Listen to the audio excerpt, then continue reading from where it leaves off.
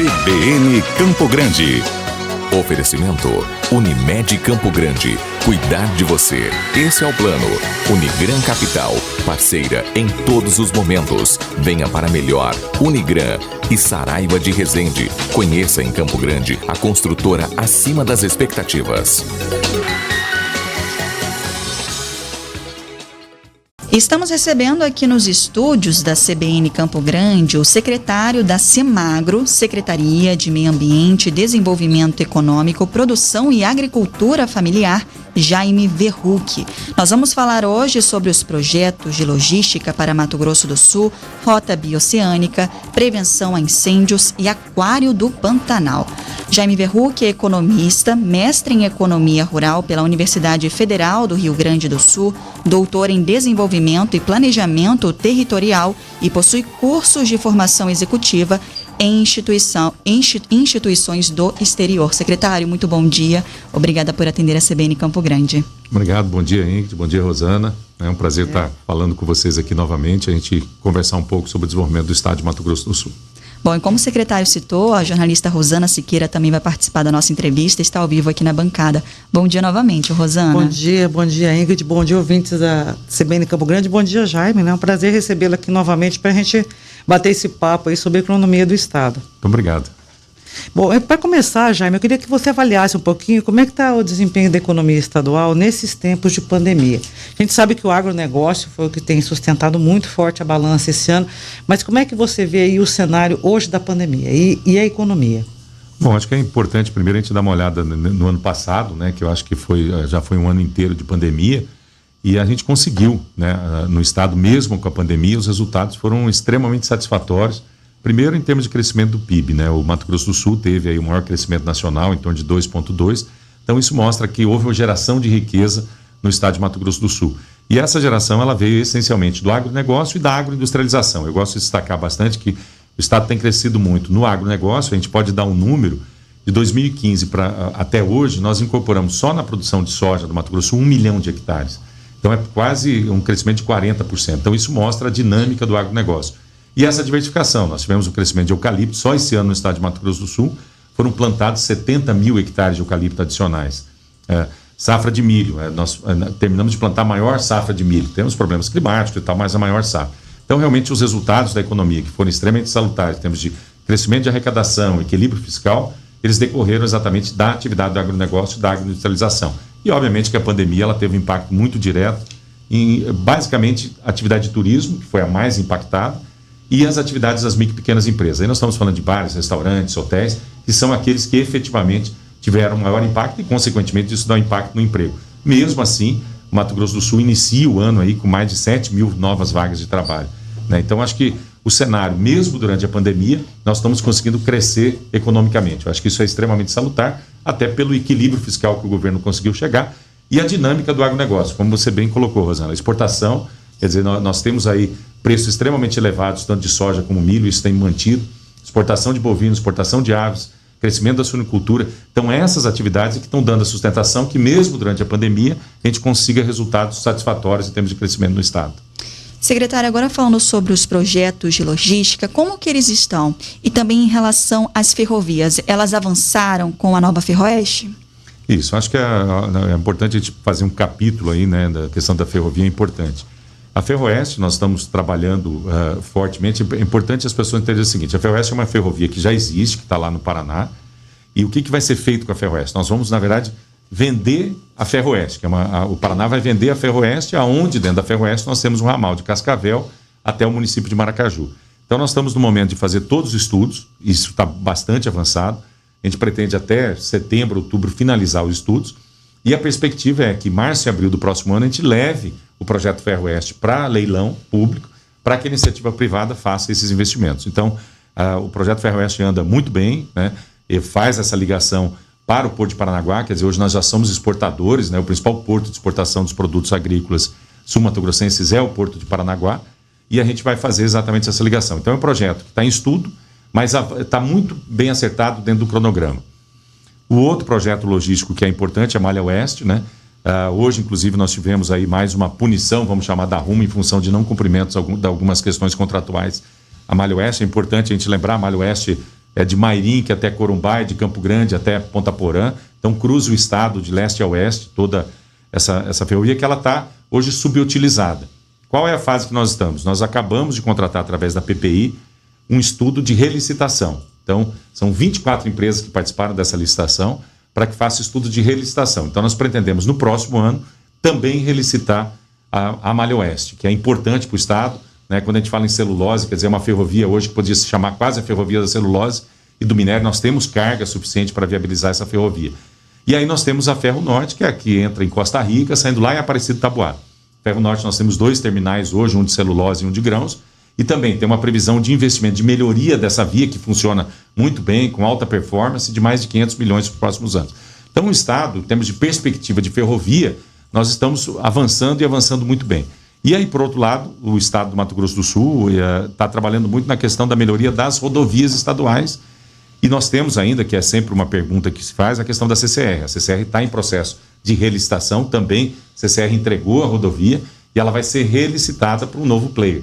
As pessoas perguntam, será que vai ser duplicado na sua integralidade ou não vai? Isso vai depender do estudo do Ministério da Infraestrutura para saber qual é a dimensão do valor do pedágio e o que efetivamente, em termos de demanda, é possível ser feito. Então, acho que o estado caminha bem e aí a nossa Secretaria de Infraestrutura está fazendo todo um trabalho com o Fundersul, exatamente para fazer esses links com essas expansões de logística para que a gente possa ter o trânsito adequado. E aí tem uma série de rodovias estaduais que estão sendo desenvolvidas para que a gente consiga, em termos de logística, integrar o estado de Mato Grosso do Sul.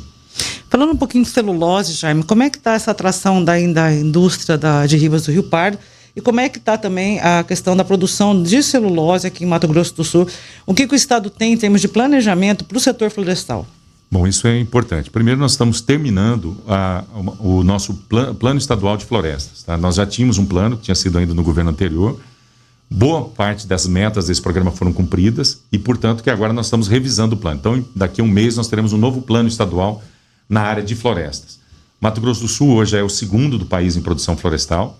E nós temos a questão da celulose. Veja, Mato Grosso do Sul é líder nacional em exportação de celulose. Então, toda essa estrutura colocada em Três Lagoas, hoje as plantas que nós temos 3 plantas industriais em Três Lagoas, 2 da Suzano e uma da Eldorado, né, que inclusive a gente teve a notícia hoje, né, de Três Lagoas como a capital da celulose. Eu acho que é meritória e é técnica, porque nós somos realmente, Três Lagoas é o maior município produtor, talvez, do mundo de celulose. Então, não é só uma decisão política, mas uma decisão técnica de viabilizar isso. E sendo o maior exportador. Então, a gente acredita que nós temos aí uma possibilidade muito clara no plano de ter, sem nenhuma dúvida, mais 3 plantas de celulose no Mato Grosso do Sul. Nós não temos nenhum problema em termos de desenvolvimento de eucalipto no estado, nessas áreas todas da costa leste, e a gente acredita claramente, nosso plano já indica isso, que nós temos espaço para mais 3 plantas de celulose, sejam elas das empresas instaladas ou de novos players colocados. Então, com certeza, o Mato Grosso do Sul ele se configura na celulose. E um trabalho que nós estamos fazendo hoje, Rosana, é também tentar já agregar valor a essa celulose. Então, nós já temos um projeto Três Lagoas sendo instalado de investimento de 300 milhões para a produção de papel, nós já temos a International Paper, e nós estamos hoje atraindo outras empresas para que já façam uso dessa celulose para fazer o processamento interno, seja ela caixa de papelão, outro tipo de papel. Então, acho que essa é a grande lógica. E o setor florestal vai muito bem, né? E expandindo praticamente todo dia nós temos novos empreendimentos na área florestal. E como que está a situação da UFN3? Essa é uma preocupação que nós temos, né? Porque a gente eu estou no governo já há 6 anos, e faz 6 anos que eu estou cuidando da UFN3, e nós já tivemos uma série de processos fracassados em termos de aquisição. Então, eu até usei uma expressão um dia, falei, nós temos que cuidar que por mais que tenha feito manutenção, para que daqui a pouco a gente não tenha, por preço de ferro velho, né? Então, é isso exatamente que nós não queremos que aconteça. Então, como é que está esse processo? Esse processo, ele está aberto ainda no âmbito da Petrobras, a gente tem tido reuniões permanentes com a Petrobras. Nós, governo do estado, temos ido atrás de players que possam vir a fazer uma oferta para a UFN3, né? Mas nós não temos nenhuma sinalização nesse momento de algum player, né? Nós tínhamos a Cron, né? E qual é o grande problema? O fechamento da conta gás. E é isso que as pessoas têm que entender. O UFN3 depende, a matéria-prima da UFN3 é gás natural, né? Não é energia, é a matéria-prima. Dali que sai, se você vai fazer amônia, vai fazer os nitrogenados e fertilizantes. Tivemos um problema com a Bolívia, agora vem o novo mercado do gás. Então, é a equação. Como você consegue comprar o volume de gás que você precisa a preço que você compensa em termos de produto?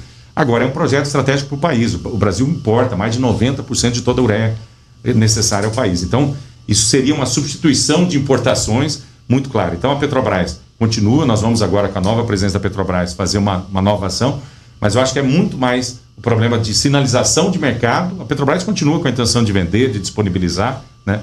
Mas hoje a gente não tem como falar de cronograma. Nós tínhamos inicialmente até 28 de março, a Petrobras já abriu esse período para novos players poderem fazer as avaliações, né, da UFN3, mas nesse momento nós não temos nenhuma proposta firme dentro da Petrobras para a UFN3. Queria que o senhor falasse um pouquinho sobre a rota bioceânica. A gente teve aí recentemente uma questão com o presidente do Paraguai, que é o Mário Abdo, que ele falou que dos 85 milhões de dólares destinados à ponte de Carmelo Peralta, 30 milhões seriam destinados aí para a saúde, porque o Paraguai, assim como nós, está vivendo aí esse período da pandemia. Como que ficou essa situação, Jaime? Foi um susto, né, Rosana? A gente está... o planejamento e a organização disso estava muito bem feito. O planejamento, eu participo da comissão mista Brasil-Paraguai da ponte, então a gente vinha trabalhando isso de uma maneira... os cronogramas estavam muito acertados, né? Então nós fomos surpreendidos, como eu já coloquei, que a gente na verdade não foi informado formalmente isso. Acionamos o Itamaraty, né? E por que o Paraguai ele busca uma solução de curto prazo para os 30 milhões de dólares que ele retirou? Na verdade, nós entendemos que existe um acordo internacional, então esse dinheiro não poderia ter sido alocado, diferentemente do que ele foi proposto por Itaipu, até porque o Brasil tem a reciprocidade de construção da ponte Foz General Franco, de está ocorrendo, e agora houve a sinalização a partir de 1º de julho. Então houve uma tranquilização, inclusive porque assim, nós temos muitos investidores fazendo investimentos na rota bioceânica, então a obra de infraestrutura ela é essencial para que a gente consolide a rota. Sem a ponte não existe a rota. Sim, e você já tem vários investimentos do governo do estado sendo feitos. Do governo, todos. Nós já fizemos uma série de investimentos. O DENIT, por exemplo, nós estamos avançando na ligação da BR-267 até a ponte, são 13 quilômetros. Então isso está tudo sendo desenvolvido, projeto, organizado da mesma forma do outro lado. O Paraguai continua com a obra. Então, a gente acredita que neste momento, né, eles sinalizaram a partir de julho, mas nós vamos monitorar de tal forma que tem que ter... Só dá para licitar se tiver os 85 milhões de dólares. Não dá para licitar sem isso. Então, o Paraguai vai ter que achar uma forma adequada de recompor esse dinheiro. Hoje eles falam até em buscar financiamento no BID e tal para fazer a recomposição. Então eu tenho falado muito claro, a ponte atrasa, mas a ponte sai. Eu não vejo nenhum risco de que não ocorra o projeto da ponte da rota bioceânica. Não há risco nisso. O que sim, já tem um atraso de 3 meses. Então, em vez de a gente inaugurar lá em 23, em dezembro, inaugura início de 24. Então, mas não há risco nesse projeto. Esse é um projeto de 4 países, é um projeto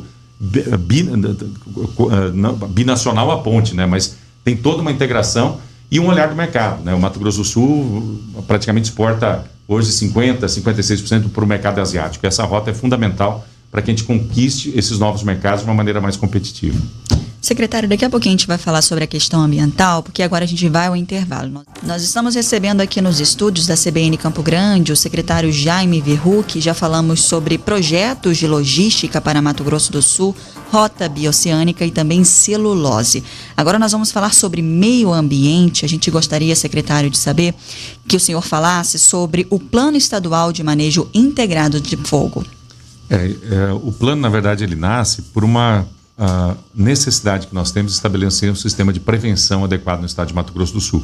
E ele é um dos elementos para isso. Lembrando que nós temos uma perspectiva esse ano, e por isso que, inclusive, já foi lançado alguns programas como o Fogo Zero esse ano pela Reflore, apoiado pelo governo do estado. Nós estamos lançando o Pantanal Sem Fogo, também uma campanha para que a gente faça uma campanha orientativa, mas faltava um instrumento adequado e inovador. É importante as pessoas saberem, quando a gente fala manejo integrado de fogo, nós vamos fazer um trabalho junto com o Corpo de Bombeiros autorizado, usando o fogo para combater o possível incêndio descontrolado que nós poderíamos ter durante o período de seca. Então, esse é um processo inovador. Existe um projeto na Câmara Federal há 10, 15 anos rodando e nunca foi aprovado. Por uma experiência aqui no Mato Grosso do Sul, do IBAMA, do pré-fogo em área indígena, extremamente salutar. Esse ano houve uma redução de queima em área indígena de 70% em função da uso do fogo como prevenção. E o plano traz exatamente isso. Lembrando que todo manejo integrado de fogo, ele é um manejo autorizado, ele somente ocorre se tiver uma autorização específica no Maçu, que nós vamos identificar se existe a necessidade naqueles pontos de fazer um manejo integrado de fogo. A partir do momento que ele é autorizado, ele vai ser acompanhado pelo Corpo de Bombeiros, exatamente para que o manejo não vire uma situação de descontrole de incêndio florestal. Então ele vai ser acompanhado em relação a isso. Então é uma ideia inovadora, né? E é importante que as pessoas entendam que é para evitar os grandes incêndios florestais. É uma medida de prevenção, né? Então, nós já temos no âmbito do Estado uma coisa que chama queima controlada, que é diferente. Alguém que foi autorizado a desmatar, faz uma queima controlada em determinados períodos. Esse não. Nós vamos estar sempre presentes e com autorização prévia para que a gente use o fogo para combater o próprio fogo. Então, isso vai facilitar fazer aceros, fazer proteção de unidades de conservação. Eu vou dar um exemplo para vocês. Agora, semana passada, nós temos 3 unidades de conservação estaduais, do Rio Negro, no Pantanal, do Taquari, no Cerrado, e do Ivinhema, bioma Mata Atlântica. Nós já estamos com as equipes lá, identificando esses pontos de biomassa, qual é o volume, em todas as propriedades lindeiras desses parques, tanto para que o fogo não pegue no parque e não vá para as propriedades, e das propriedades também não vá para o parque. Então, isso é manejo integrado de fogo, é uma medida de prevenção de incêndios florestais de Mato Grosso do Sul. E nós estamos, o governo do estado, a gente fez aí uma grande ação esse ano. Nós teremos aí, o Corpo de Bombeiros está formando mais de 140 pessoas para colocar.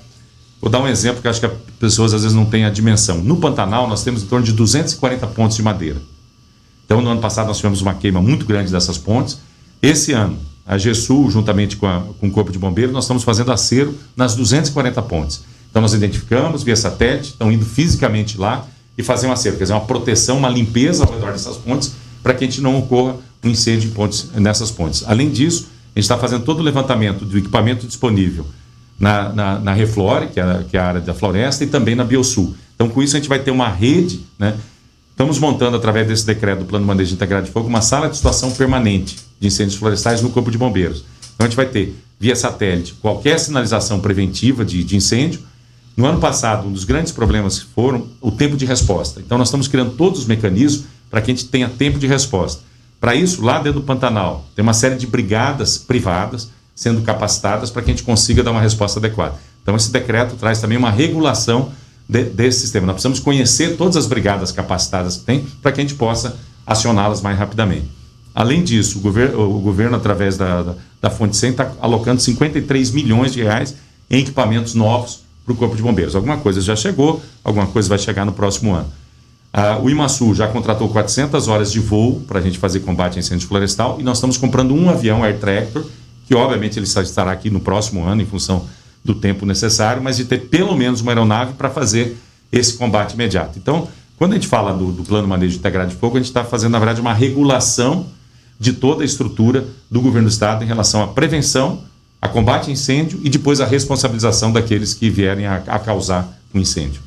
A gente sabe que vocês fazem esse acompanhamento climático, né? Principalmente por conta dessa questão do incêndio, do fogo.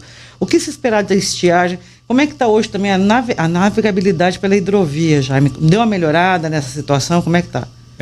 Nós temos o Centro de Meteorologia lá na SEMAG, que dá exatamente informações para que a gente possa tomar algumas decisões.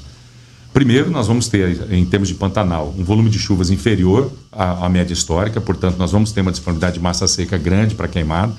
A hidrovia, que no ano passado foi extremamente impactada, a gente não tem a recomposição do nível do rio na forma que nós achávamos. Nesse momento ela está operando, e o que a gente está percebendo provavelmente é uma intensificação de cargas exatamente para aproveitar esse período em que a hidrovia ainda está no nível adequado, mas a tendência é que a gente tenha uma redução, e aí tem pressão em cima de rodovias, saída de minério para outros fatores. Então, nós temos, inclusive, quando a gente falou da safra, hoje nossa grande preocupação é o plantio de milho. O plantio de milho foi muita coisa plantada depois do dia 10 de março, que é o zoneamento agrícola.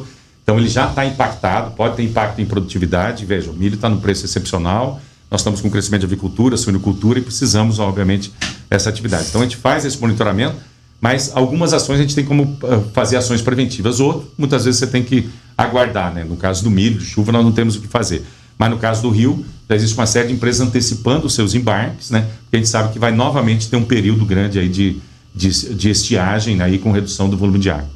Secretário, daqui a pouquinho a gente vai falar sobre o aquário do Pantanal e também economia para 2021 aqui em Mato Grosso do Sul, mas agora a gente vai ao repórter CBN.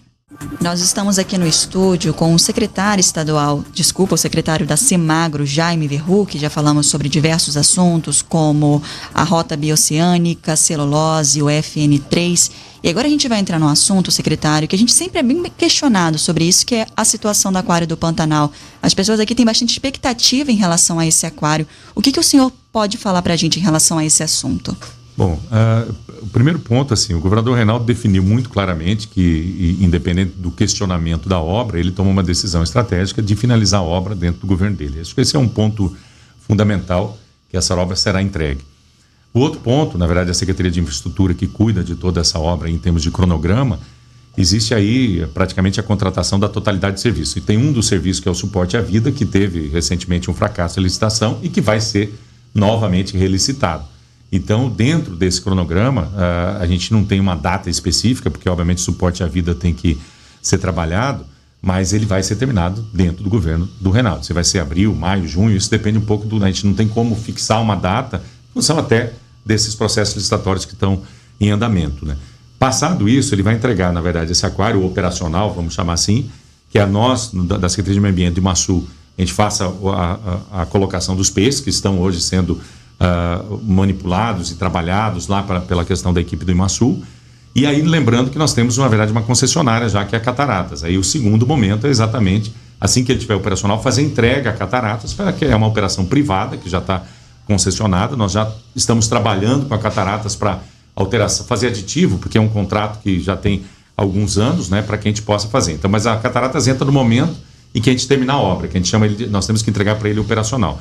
Então, com certeza, no próximo ano, que é o nosso último ano de governo, nós teremos a entrega do aquário. Agora, nós não conseguimos precisar ainda a questão de data, mas é uma definição do governador.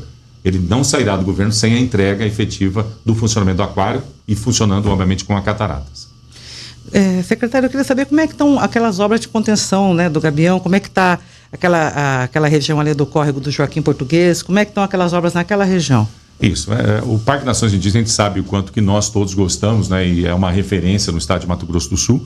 Então, inicialmente, nós fizemos a obra de reestruturação do Gabião no lago principal, que todos acompanharam, que nós fizemos o rebaixamento do lago, tiramos lá toda a questão do assoreamento daquele lago, mas nós temos que atuar na causa desse assoreamento. Então, um é o Joaquim Português.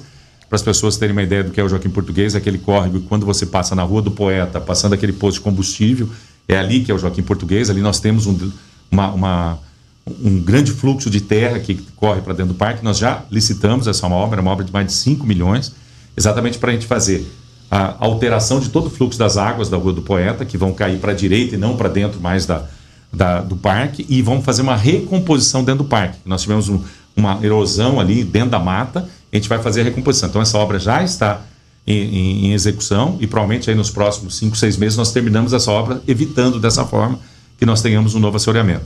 E a Prefeitura Municipal irá licitar a obra da Avenida Mato Grosso, do córrego Réveillon, que é exatamente aquele acesso ali próximo aos hotéis, que ali também é um canal externo de assoreamento do lago. Então, ali a Prefeitura vai fazer uma obra de retenção, um chamado piscinão. Com essas duas obras, nós praticamente resolvemos o problema de assoreamento do Parque Nações Indígenas. E, além disso, internamente dentro do Parque Nações Indígenas, a gente fez uma série de investimentos, mas nós estamos também fazendo uma revitalização. Já iniciamos com o estacionamento ali do IOTED, para fazer todo o estacionamento, para que aquele estacionamento seja mais utilizado pelos frequentadores do parque, né? E internamente no parque nós também estamos mexendo em algumas alternativas em termos de novos caminhos, a melhoria do piso, onde as pessoas ali andam e também andam de bicicleta internamente. Então, esse é o foco que nós estamos dando. Então, a gente acredita que aí até o final do ano, a situação do parque, enquanto assoreamento, ela está totalmente resolvida. Secretário, durante o intervalo o senhor citou aqui as pesquisas que continuaram a ser realizadas aí durante a pandemia e que inclusive descobriram espécies de peixes aqui em Mato Grosso do Sul. Eu gostaria que o senhor contasse um pouquinho para os nossos ouvintes sobre esse assunto. Isso, é importante destacar que quando nós tivemos a questão do aquário, nós ficamos com o que a gente chama de quarentena dos peixes, que já é há alguns anos, né? Então esses peixes ficaram sob a guarda do Imaçu, de uma estrutura específica, não é dentro do aquário, aonde a gente começou a desenvolver pesquisas relacionadas a isso. Então, os nossos biólogos começaram a desenvolver pesquisas. E uma das pesquisas é exatamente para suprir o próprio aquário de quais são as espécies existentes na nossa bacia pantaneira. Lembrando, esse é o maior aquário de água doce. Então, obviamente, não terá só espécies da bacia do Paraguai ou do Paraná. Poderão peixes de várias regiões do país. Mas foram identificados mais de 140 novas espécies de peixe que até então não identificados. Isso até virou pela equipe técnica lá um artigo científico publicado, que poderão ser apresentadas, inclusive, no momento que nós tivermos o aquário. Além disso, nós estamos trabalhando uma série de processos de reprodução desse peixe de cativeiro, porque isso vai ser necessário para que depois você continue essa pesquisa. Então, eu acho que esse é um trabalho extremamente salutar e importante, né? Derivado de um problema que nós tivemos, que foi da não instalação do aquário, mas em função da necessidade de nós mantermos esse peixe em quarentena, então nós estamos desenvolvendo uma série de pesquisas realmente em relação à espécie de peixe no estado de Mato Grosso do Sul. Então, foi resultados excepcionais e já com artigos científicos publicados em relação a isso. Aproveitando aí esse gancho de peixes, né? Como é que está a nossa piscicultura, secretário? A gente continua aí como grande exportador de tilápia, né? O que a gente pode esperar para esse ano em termos de piscicultura no estado? Olha, nós lançamos recentemente um programa chamado ProPeixe, que é exatamente o estímulo à piscicultura do estado. Então, o Mato Grosso, o Brasil participa muito pouco, né, Rosana, ainda do mercado mundial. A gente é o maior exportador, mas exporta pouco, né? A gente quer manter esse ranking aí de ser maior exportador, mas nós estamos mudando um pouco a sistemática, tanto tributária como de atração de investimentos. Então, o que já aconteceu no ProPeixe nesses poucos meses aí que nós lançamos o programa? Primeiro era buscar uma indústria de fazer integração, como as pessoas conhecem como é a avicultura. Nós já temos esse projeto, que é da Frango Belo em Itaporã, com um sistema de integração de pequenos proprietários. Então, muda totalmente a utilização. Só para vocês terem uma ideia, quando a gente lançou o ProPeixe, nós temos mais de 600 tanques escavados que não estão sendo utilizados no estado. E por que não são? Por causa da produtividade do estado. Então, um dos focos é melhorar a produtividade de tonelada de peixe por hectare ano. Nossa é 3.600 quilos, enquanto o Paraná, em média, é 7.000. Então, tecnologia tem, e é isso que nós estamos avançando. Nós temos o projeto da Tilabras, temos o projeto da Genesis sendo ampliado, estamos construindo mais 3, 4 indústrias de peixe no estado de menor porte. Então, eu acredito assim que nós colocamos aí como a 4ª proteína do estado, né? Nós já estamos, a suinicultura, nosso maior crescimento do país, já nos últimos 2 anos. A avicultura, existe uma retomada. Bovinicultura, nós já somos tradicionais e temos todo um trajeto, e essa com certeza será a nossa 4ª proteína animal. Eu acho que a expansão e a referência do Mato Grosso do Sul nos próximos anos vai ser bem significativa na expansão, principalmente na tilápia, e aqui na bacia do Paraguai, a gente fazendo os peixes nativos que todos conhecem aí e que é do nosso paladar aí da sul-mato-grossense. Mas a tilápia vai ser o carro-chefe da industrialização da piscicultura no estado de Mato Grosso do Sul. E, secretário, para a gente encerrar a entrevista, eu gostaria de saber o que esperar do desenvolvimento econômico de Mato Grosso do Sul para o ano de 2021.